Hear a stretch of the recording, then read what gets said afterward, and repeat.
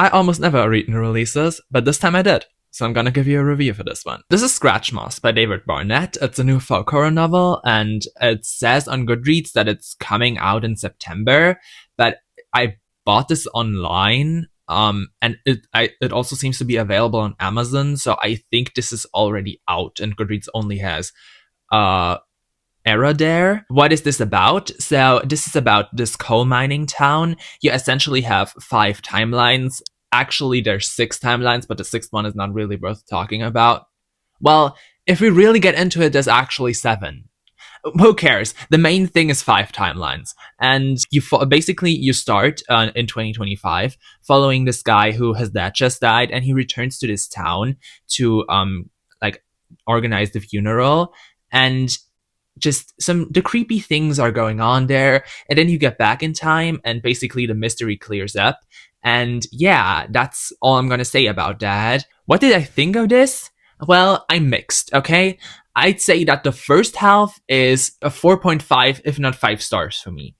I really did love it. For me, it was so creepy.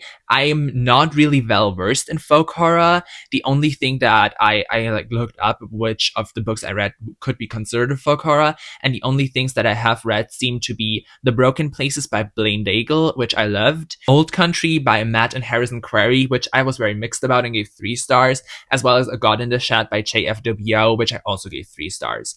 So in this one, I'm obviously not an authority on folk horror, but the first half was really good.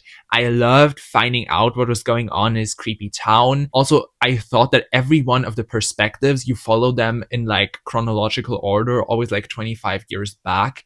I really, really liked it. And every new perspective gave you just a little bit more of the mystery. And I really appreciated that. It was really engaging in that way. But I do think for me, it really fell off in the second half, sadly. Because for me, the thing is, I just really liked finding out about the mystery more than seeing it all unravel in the second half. That just was not that good for me. I'd probably give the second half more like around 2 stars. And the ending in my mind was very generic, and it could be like considered a satisfying ending, but I thought it was a really like generic conclusion to what was going on, and already like I didn't like the half anyway. And then like the epilogue, I won't spoil what happens, but it's probably cool for fans of this author's other work, but I haven't read any of this author's other work, and I probably also won't continue with reading it. If you want to pick up more from him, the books he has out are Scuttler's Cove, as well as Withered Hill, then this one, and I think later this year there is another one called Twisted Pike. There's also like connected to Withered Hill in some way, and he calls this entire thing the Withered Hill Quartet. So either in direct connection in some way or themes, they are all like similar. But it's like not a series. You can all read them as standalone. So if you want, you could pick up more from him. I just do not wanna. And so the epilogue also really was not that great for me. Overall, again, I'm gonna give it 3 stars because I really did enjoy the first half, but the second one just was totally underwhelming. Special positives and negatives. I'm positive. Again, I love the atmosphere. I love the way that you went back through all the timelines, and then when you were at the furthest point in the back in the timeline, you went like in to the future again. I thought I've never really seen that structure done before, and so I really enjoyed that. I also really enjoyed the atmosphere. At least in the first half, I kind of feel like the atmosphere really dissipated in the second half. And then also unraveling the mystery was really good for me. I liked seeing how this town became what it was through the coal mining, and the way that it tied the coal mining in with like the entire coal mining industry of Britain and its eventual undoing at the hands of Thatcher. I don't know a lot about that except for what I researched for English class, but I would be interested in actually doing it now, so it intrigued me that way. Otherwise, there wasn't much. I can't say much about the characters. I thought they were all okay. Not that I hated anyone in particular. and so no problems with that. Going into the negatives, again, the second half just didn't do it for me. Also, a lot of the escalations towards the second half have already been hinted at or clearly spoken out in the first half. So for me, seeing it on page just didn't do as much as unwrapping the mystery. I also have to say that the phrase stirred in his pants or felt himself stiffen in his pants was pretty much exclusively used for male characters feeling that certain feeling, which I didn't mind. The male characters weren't terrible for a book written by a man, and there's not like it's egregiously smutty. Not that a book like this should be smutty, in my opinion, but no, it was okay. I just, after a certain while, I like started counting, and like every time it appeared on page, I like, oh, this is again, and like I literally like was like in my mind like, oh, he used it again. So like that was kind of weird to me, but like that's not a negative. Like I'm just weird like that. Also, this could be a minor spoiler, but it's not like not anything for the plot, but like more trigger warning. But the dog dies. It's not on page, and it's clever in like a plot sense.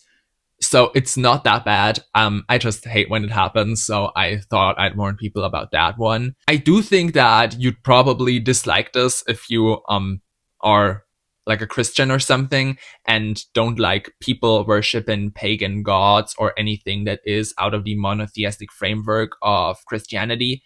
But I don't think you would pick that book up there anyway. I mean, for what it's worth, there's the perspective of a priest in here, but he is a prick, and in my opinion, gets what he deserves. But I'm sorry if that's offensive, but I'm just not rocking with Christianity like that. I was born Catholic and raised in social Christianity, and not my thing at all. If you have read this book, please tell me. I'd really like to know other opinions about this. I haven't looked up any, but I know that this author's work is pretty well loved. So yeah, I don't know. I'm gonna look up more reviews after I edit and post this one. I still want to give you some comp titles. If you like this one, stuff you could maybe also like.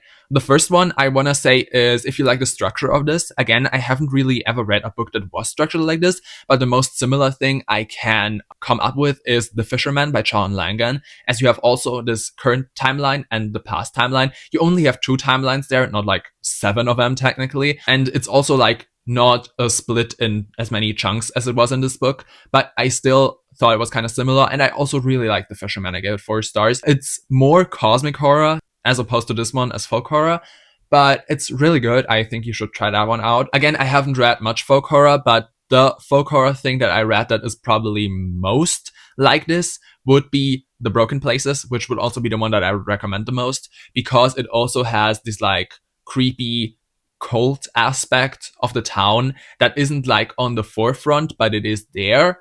And The Broken Places in general is just really good. So if you like this, go check that one out. It's more brutal though. I would definitely think so. And the last thing I'd recommend, which this movie is not for everybody. It seems to be generally pretty hated, but I love it. And it just reminded me of this one, is Antlers.